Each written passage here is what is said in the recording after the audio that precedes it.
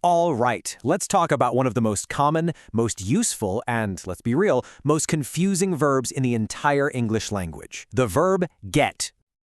And yeah, this quote from our source material just hits the nail on the head, right?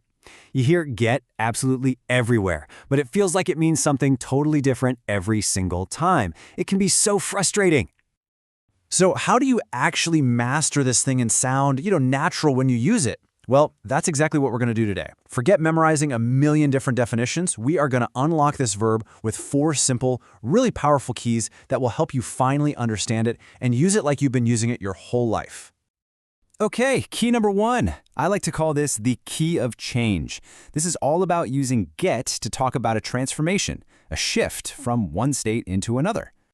And you know what? The pattern here is actually super simple. Whenever you pair get with an adjective, a word like late, hungry, or nervous, it almost always means to become. It's all about describing a change that's happening. For example, you might say, I'm leaving now. It's getting late. What does that mean? It just means the time is becoming late. The state of the evening is literally changing right before our eyes. And it works for feelings, too. She isn't always nervous, but in that moment right before an exam, she becomes nervous. She gets nervous. You see how that get plus the adjective shows that change happening? It's just a perfect, natural way to say it. Okay, let's build on that with our second key. This one is all about possession. This is when we use get to talk about actually acquiring something. So this time, the formula is get plus a noun, a person, a place, or a thing. When you see that combo, your brain should immediately think receive, buy, or obtain. It means someone is getting something.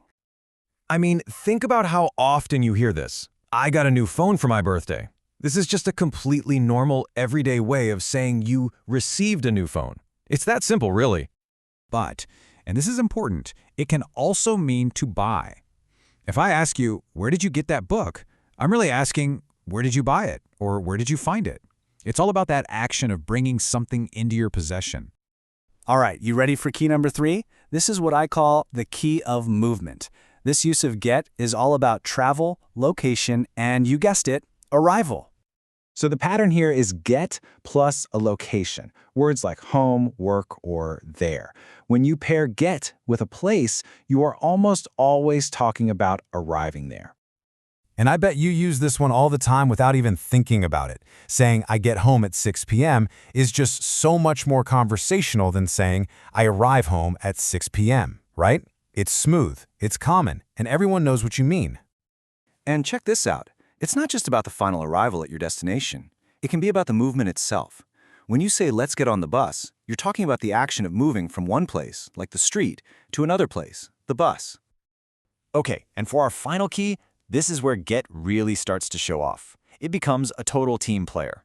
We're talking about phrasal verbs, where get joins forces with other little words to create brand new meanings. Now, you really have to pay attention here, because the meaning just completely flips. Get up has nothing to do with receiving something. It means leaving your bed. Get over something means to recover. The trick is you have to learn these phrases as a whole chunk, not word by word. And trust me, they are all over the place in everyday English.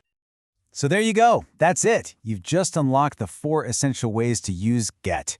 I know it might seem complex at first, but once you have these 4 keys in your pocket, it all becomes so much easier to understand.